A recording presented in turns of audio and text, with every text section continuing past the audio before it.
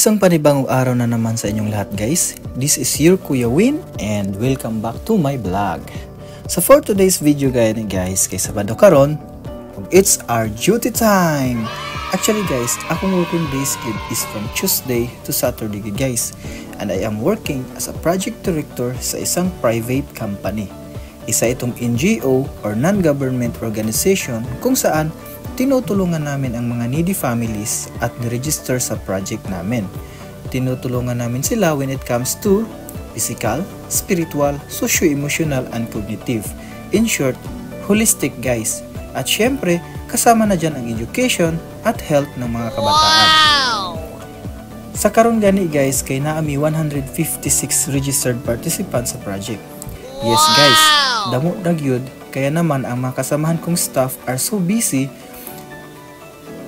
sa pag-follow up sa mga bata kung hindi sila nakakapunta sa center para mag-participate sa kanilang weekly learning activities or klase. Yan yung tinatawag po naming WLA.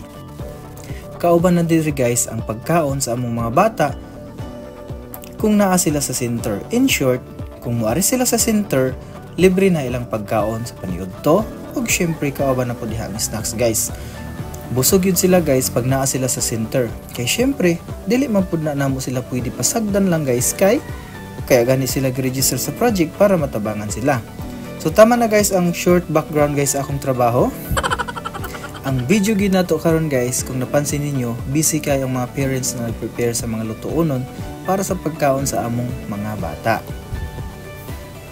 Ang uban naggurot sa karni, naghugas sa karni, ug ang uban pod busy nagsulod sa bugas sa puso aron lutoon. Ug ang uban pod guys nagluto na sa puso ug nagluto na pud og adobo para ipasud-an niya sa mga bata.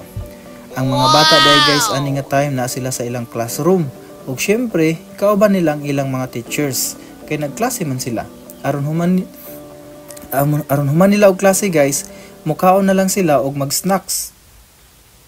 Mao na guys na kada Sabado magpuli-puli gyud na ang mga parents sa pagluto aron na ang mga bata namo makakaon sila sa saktong oras. Sadya kayong mga bata kitaon guys kung magduwa-duwa na sila dire sa project. Mainganyar lang pupunta guys magminyo. Charot. Bitaw guys, ang among center gyud dili pa gyud siya totally human, kaya naman kung napansin ninyo guys, ang kinder naara gyud sila nagklase guys sa ilalom sa punuan sa paho o mangga. Nagtrapal ra sila guys. Kay nganong naa sila diri, tungod kay ang daycare grade 1 o grade 2 naa sila sa center. Kay dili man sila gud guys usahay magkadungog didto. Kay wala pa man gud guys division ang among center. Ang gihimo lang namo guys is tila lang ang amo ang gibuhat na division para matunga ang space para makaklase na sad sila. Sadya man paghihapon guys, goal gid namo na mahuman gid ni siya aron dili na ma-distract guys ang mga teachers o mga estudyante namo during klase. Nya kay syempre guys wala pa mi sakto nga budget aron mapahuman gid ang among center. Basta ganahan mo diha mo sponsor guys. Charot. Ug pangbongbong lang, joke lang guys. Bitaw guys, thankful pud kaayo ko sa mga parents lagi na willing gid mo suporta guys basta ilang mga anak labaw sa tanan sa participation nila sa mga activities gid during WLA namo. So diha ra ko to bang atong vlog guys. Hinaot na ma-like ninyo o ma-share po ninyo ang atong vlog. Unta padayon gihapon mo manood sa akong mga uploaded videos. Kung gusto niyo ko guys kontakon guys, click nyo lang ang link sa ating comment section. Daghang salamat. Bye bye.